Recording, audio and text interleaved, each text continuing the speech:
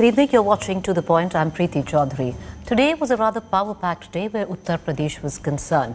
Though now he's been booked for violating COVID norms, him and his party, Akhilesh Yadav and the Samajwadi Party, today held a grand function and welcomed the exodus from the Bharatiya Janata Party into the Samajwadi Party fold. Most of them influential OBC leaders. On the other hand, while this was playing out, the Chief Minister of Uttar Pradesh was breaking bread with a Dalit family. Politically loaded statement there. However, later on in the day, Samajwadi Party Chief Akhilesh Yadav met Dalit leader and the chief of the Bhim army, Chandrasekhar Azad. What does it all mean in the permutations, combinations of UP politics?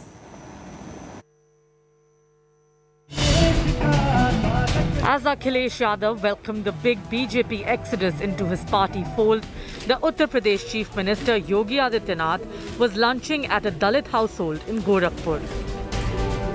Delivering a politically loaded message while eating a meal of khichdi with a Dalit family, the Chief Minister, whose government is on the back foot after 10 MLAs and 11th from allies Apna Dal walked out, hit back.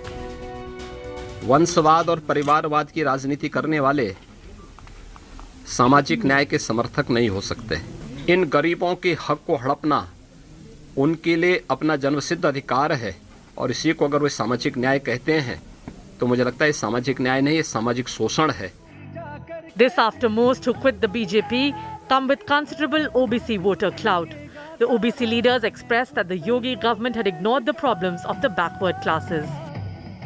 Bharatiya Janata party के लोगों ने इस देश के गरीबों, मजलूमों, दलितों, पिछड़ों, अल्पसंख्यकों के आंख में धूल झोंककर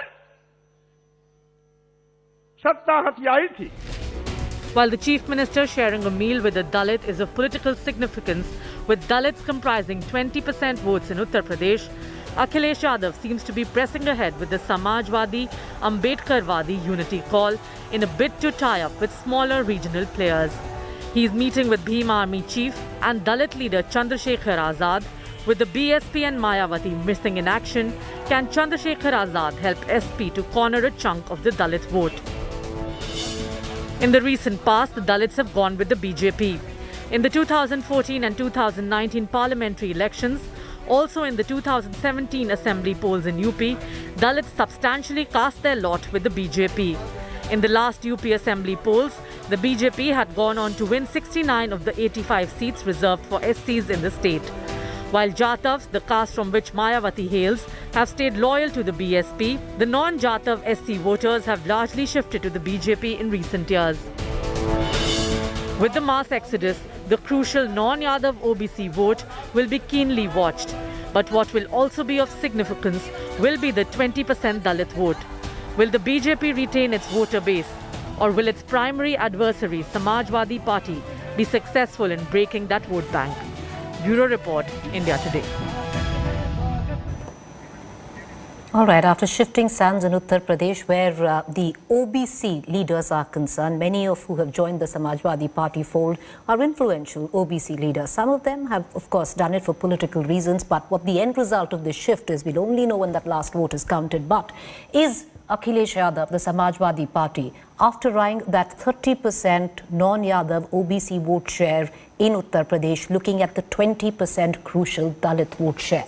Let's cut across to our guest this evening. I have Dr. Kushal Mishra, spokesperson, Bharatiya Janata Party, Abhishek Sudhir, advocate and political analyst, Khush Ambedkarwadi, political analyst. I want to cut across first to the BJP spokesperson. Dr. Mishra, ये जो 30% OBC vote bank था, जो अभी तक mostly जो non Yadav है Bharatiya Janata party के साथ था, काफ़ी सारे आपके लीडर्स जो अभी आ गए हैं समाजवादी पार्टी में, उसको छोड़कर अब लग रहा है कि एक नया परम्यूटेशन कॉम्बिनेशन समाजवादी पार्टी सोच रही है, बना रही है, बोल भी रही है, समाजवादी और अम्बेडकरवादी। जो दूसरे प्लेयर्स हैं, चाहे मायावती ना हो, जो चंद्रशेखर आज़ाद हैं, भीम आर्मी है, उससे अखिलेश जी मिले हैं, आपको लगता है कि अभी तक जो दलित वोट आपके साथ था उस पर डेंट होगा? बिल्कुल नहीं लगता है, क्योंकि भारतीय जनता पार्टी से बड़ा कोई भी अम्बेडकरवादी कोई भी समाज सुधारवादी नहीं है अभी तक। क्योंकि हमारा नारा ही है सबका साथ, सबका विकास, सबका प्रयास और सबका विश्वास। और उसी नारे पे चलते हुए आज देखिए भारतीय जनता पार्टी में जो राष्ट्रपति हैं वो कहाँ से आते हैं, हमारे प्रधानमंत्री, उनसे बड़ा ओबीसी लीडर कोई हो ही नहीं सकता। एक ऐसा ओबीसी लीडर जिसने पूरे हिंदुस्तान के SC ST OBC general forward backward सबको मिला करके सबको हिंदुस्तानी बना दिया, सबको हिंदू बना दिया, सबको उत्तर प्रदेश में जगा दिया और ऐसा जगाया कि अभी तक का सबसे बड़ा महा कॉम्बिनेशन आपने देखा है। 2014 में बना था, उसके बाद 19 में बना था, उसके बाद 17 में भी आपने देखा, सब अपोजिशन में थे। तो ये कहना कि ओबीसी लीडर ये चले गए हैं, ये इससे ओबीसी कास्ट का या ओबीसी लोगों का कोई लेना देना नहीं है। डॉक्टर आप ये मिश्रा, समझिए ये जो अभी तक, चलिए अगर हम ओबीसी की बात कर रहे हैं, अभी तक जो पोस्टर छप रहे थे कि बीजेपी ओबीसी की पार्टी है, जो 7 नेताओं की जो छप रहे थे जिसमें योगी आदित्यनाथ भी थे, उत्तर प्रदेश में ही छप रहे हैं, उसमें से 3 नेता तो आज समाजवादी पार्टी में आ गए। उससे क्या फर्क पड़ता है? कोई ओबीसी लीडर्स की कमी थोड़ी ना भारतीय जनता पार्टी में। हमारे स्टेट प्रेसिडेंट स्वतंत्र देव सिंह जी, वो भी ओबीसी समाज से आते हैं। हमारे मुख्यमंत्री वो भी ओबीसी समाज से आते हैं जी। योगी जी, साधु की तो कोई जाति नहीं होती है, ठीक। प्रधानमंत्री हमारे ओबीसी समाज से आते हैं। आज हमारे राष्ट्रपति दलित समाज से आते हैं। तो जितना बड़ा समाज सुधारक कहा जाए और सबसे बड़ा अम्बेडकरवादी, जो जिसके दम पे पूरा हिंदुस्तान चलता है, कॉन्स्टिट्यूशन जिसने बनाया हुआ, उसकी को इम्प्लीमेंट कराने के लिए आज ये समझिए ये लोग झूठी बात फैलाने की कोशिश करते हैं कि ओबीसी आरक्षण में छेड़छाड़ हुई। गलत इंफॉर्मेशन है, एकदम गलत। ये लोग मिसलीड कर रहे हैं जनता को। ऐसा कहीं नहीं हुआ है। आप दिखाइए कोई भी। अभिषेक सुधीर जी, आपको क्यों लगता है, अभिषेक सुधीर जी, आपको क्यों लगता है कि समाजवादी पार्टी अब ओबीसी फैक्टर छोड़कर, क्योंकि वहां पर जो उन्होंने आकर्षित कर लिए हैं अपने कैंप में, अब दलित फैक्टर को ब्रेक करना चाह रही है?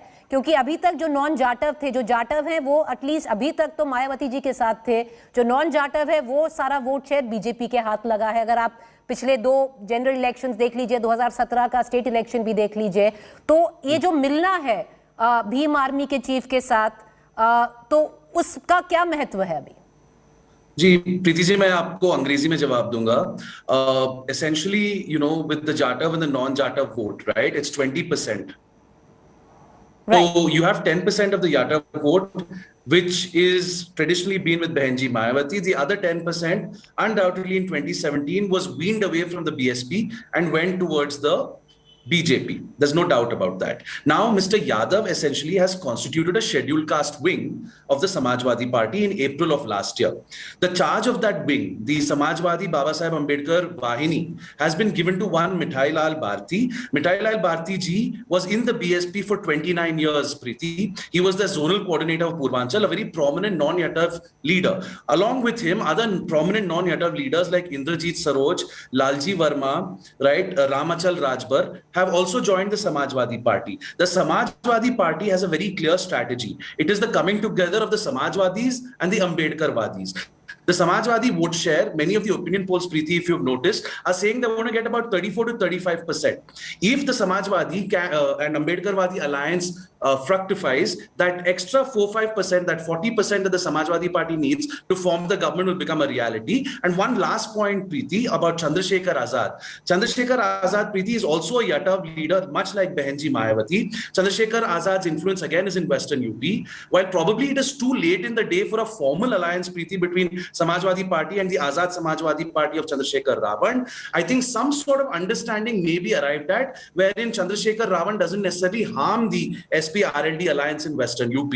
So you're going to have a SP-RLD and a Chandrasekhar Azad sort of coming together in Western UP, and my prediction is Mr. Yadav is headed for about 300 seats in March of 2022. That's we'll my only analysis. know, we will only know, sir, when that last vote is counted, Mr. Sudhir. But I want to cut across right now to Kush Ambedkarwadi. He's a political analyst. अम्बेडकरवादी जी, आप मुझे ये चीज़ बताइए, तो इसमें मायावती जी हैं कहाँ इस पूरे, अभी तक ना उनका कैंपेन शुरू हुआ है, ना कहीं मायावती दिख रही हैं, तो ये किसके लिए इंजीनियर्ड है? To benefit the BJP, because right now the Samajwadi party is also thrown its hat in. जैसा आपने कहा कि बहन जी कहाँ पर हैं या बसपा कहाँ पर है, तो मेरा सिंपल सा इस पे यही कहना है कि आप लोग देखना चाहोगे तो दिखेंगे। जब आप लोगों ने अपना लाल लाल चश्मा लगा लिया तो सब लाल और भगवा ही दिखेगा, आपको नीला कहाँ दिखेगा? वो देखना चाहिए आप लोगों को। सतीश चंद्र मिश्रा जी ने 3 महीने के अंदर लगभग 350 जनसभाएं की हैं, 350। भाजपा सपा अब तक अपने कैंडिडेट नहीं उतार पाई हैं और यहां पर हमारे लगभग 250 कैंडिडेट तय हो चुके हैं। और कल सोशल मीडिया में नेशन वांट्स बहन जी नंबर 1 पे ट्रेंड था, क्योंकि सोशल मीडिया कोई दलित अपना मीडिया मानते हैं। आप लोग तो दिखाई नहीं रहे हैं।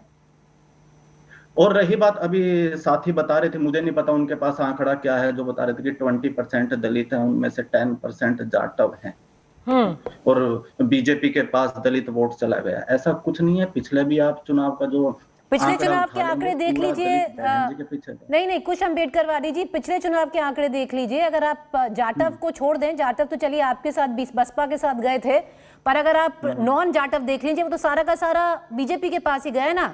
और आप पूछ रहे हैं, आप कह रहे हैं कि आप देखिए मायावती कहाँ है, चुनाव नहीं लड़ रही हैं। लास्ट पॉलिटिकल रैली उन्होंने कब की, कौन सा रोड शो किया? नहीं, लास्ट पॉलिटिकल रैली तभी तो मैं बता रहा हूँ ना, 3 महीने पहले जब बाबा साहब अम्बेडकर के परिनिर्वाण दिवस था, 3 महीने पहले उस वक्त जी। अब हमारी पार्टी जो वो बिल्कुल संवैधानिक और कोरोना नियम सब चीजों का पालन करती है। अभी डिजिटल वर्चुअल रैली की है मायावती जी ने, चुनाव क्यों नहीं लड़ रही है ना? अभी शुरू होंगी ना। और बहन जी के बारे में आपको भी ये पता होना चाहिए कि बहन जी प्रचार पर तब निकलती हैं जब पूरी तरीके से सारे के सारे कैंडिडेट घोषित हो जाते हैं। ये पहले के चुनाव का आप उठा लीजिए, बहन जी नहीं ऐसे औरों की तरह रैलियां करती। बहन जी का अपना एक पैटर्न है काम करने का। अब 2 तारीख से बहन जी की रैलियां लगनी थी, उसी दिन 2 तारीख को कोरोना की नई गाइडलाइन जारी कर दी गई कि नहीं में सब कुछ डिजिटल होगा। अब हम सारे डिजिटल की तैयारी कर रहे हैं। 2-3 दिन के बाद आपको बहन जी डिजिटल पे दिख जाएंगे। और डिजिटल पे हम आए हैं तभी कल मैंने बताया कि नंबर 1 हैशटैग ट्रेंड था। ट्रेंड देखिए, ट्रेंड से अगर चुनाव जीते जाते ना तो बहुत डिफरेंट चीजें होती। पर मैं आपके पास वापस आऊंगी। I want to go back to the BJP spokesperson doctor Mishra ji. मैं आपके पास वही बात पूछना चाहूंगी आपसे कि जो कोशिश अब समाजवादी पार्टी कर रही है, अगर वो सक्सीड भी हो जाती है कि 20% से थोड़ा सा परसेंटेज आपसे उठा ले, स्पेशली वेस्टर्न यूपी में, अगर आरएलडी, सपा, मुस्लिम्स और दलित का कॉम्बिनेशन बन जाता है, ये अनसेड अलायंस अगर भीम आर्मी के साथ हो जाए, जिसकी इन्फ्लुएंस है थोड़ी वेस्टर्न यूपी में, तो क्या आपके लिए, भाजपा के लिए वो क्या अंदेशा लाएगा? देखिए, 2 चीजें प्रदेश की जनता नहीं भूलेगी। प्रदेश की जनता में स्पेशली मैं उनकी बात कर रहा हूँ जिनकी वोट बैंक की आप बात कर रहे हैं। एक, मायावती का गेस्ट हाउस कांड जो समाजवादी पार्टी ने किया था। मायावती आज के समय में पूरे हिंदुस्तान में और यूपी की सबसे स्टैब्लिश दलित लीडर हैं। उनके साथ जो हुआ था वो सब जानता है। अगर ब्रह्मदत्त द्विवेदी जी नहीं होते तो शायद वो आज इस दुनिया में नहीं होती। दूसरी चीज, आप ये देखिए, जो दंगा हुआ था, जाट और मुस्लिम का दंगा करा करके समाजवादी लोग अपने सफाई में मुजरा कर रहे थे। तो ये चीजें लोगों को आज भी याद है। और उस तरीके से अगर आप देखेंगे कि जो भी भीम आर्मी के लीडर की आप बात कर रहे हैं, ऐसे दलित लीडर बहुत सारे प्रदेश में हैं और पूरे हिंदुस्तान में। लीडर से किसी भी वोट बैंक को शिफ्ट नहीं होना होगा। क्यों? क्योंकि मैं समाजवादी पार्टी का कुछ चीजें बता रहा हूँ। मायावती सरकार ने 26 SC ST की योजनाएं चालू की थी, उसके ऊपर समाजवादियों ने रोक लगा दी। अंबेडकर ग्राम सभा योजना का नाम बदल दिया। उसके अलावा 2016-17 में SC ST छात्रों की जो छात्रवृत्ति होती उसको रोक करके उसको शिफ्ट कर दिया था मदरसों में। और वो मदरसे जो हम जब दोबारा सरकार आई और सरकार में कोर्ट के ऑर्डर से जो ऑडिट हुआ, उसमें देखा गया कि वो मदरसे डॉक्टर मिश्रा जी, आप एक बसपा के प्रवक्ता ज्यादा साउंड कर रहे हैं, बीजेपी के कम। ये इतना सारा प्यार मायावती जी के लिए कहाँ से आ रहा है? जी, क्योंकि भारतीय जनता पार्टी का प्रवक्ता होने की वजह से मुझे दलितों की चिंता है, मुझे ओबीसी की चिंता है, मुझे देश के हर नागरिक की चिंता है। क्यों? क्योंकि सबका साथ सबका विकास के नारे के साथ भारतीय जनता पार्टी का हर एक कार्यकर्ता आया है। उसके लिए सब बराबर है। ऐसा नहीं है कि जो मायावती जी अभी ना रैली कर रही हैं, ना कहीं दिख रही हैं, चाहिए हमारे जो प्रवक्ता हैं बसपा के, वो तो कह रहे हैं कि करना शुरू करेंगी, पर ये सारा आप ही को बेनिफिट कर रहा है। सारा जनता को बेनिफिट कर रहा है। जनता ने पिछले सालों में देखा, 5 सालों में देखिए, आप देखिए गरीबों के पास क्या नहीं था, घर नहीं था, घर दिया, बिजली नहीं थी, बिजली दी। आप ये समझिए 5 लाख रुपए का हेल्थ इंश्योरेंस दिया, कभी आज तक किसी ने नहीं दिया था। आप ये देखिए कि पिछले 2.5 साल से अनाज मुफ्त मिल रहा है, तेल मुफ्त मिल रहा है, नमक मुफ्त मिल रहा है, हर सारी चीजें, सड़कें देख लीजिए आप। तो मायावती जी का ना निकलना, मायावती जी का बसपा को इस इलेक्शन में ज्यादा ना पुश करना जनता के लिए ही बेहतर है, आप कह रहे हैं। चलिए, I want to go to mister Sudhir as well once again. Mister Sudhir, the fact is, if Mayawati is not out there in full strength campaigning, the direct benefit does lie at the doorstep of the BJP, which anyway has cornered the non-Jatav Dalit vote. No, Preeti, just before I answer your question, I see this on channel after channel that the BJP spokespersons are very keen to remind your viewers about how there were issues between Samajwadi Party and BSP in the past. Those issues were forgotten and buried in 2019, Preeti, when the alliance happened. You saw Dimple Yadav ji, take the blessings of Mayawati ji. I think these wounds of the past between the SP and the BSP have been healed. In any event, there is no pre-poll alliance, and Shyam Singh Yadav ji, a member of parliament of BSP, at your Aaj Tak Panchayat in Uttar Pradesh, he himself said that, he did not rule out a sort of post-poll alliance with the SP if SP has to make up the numbers.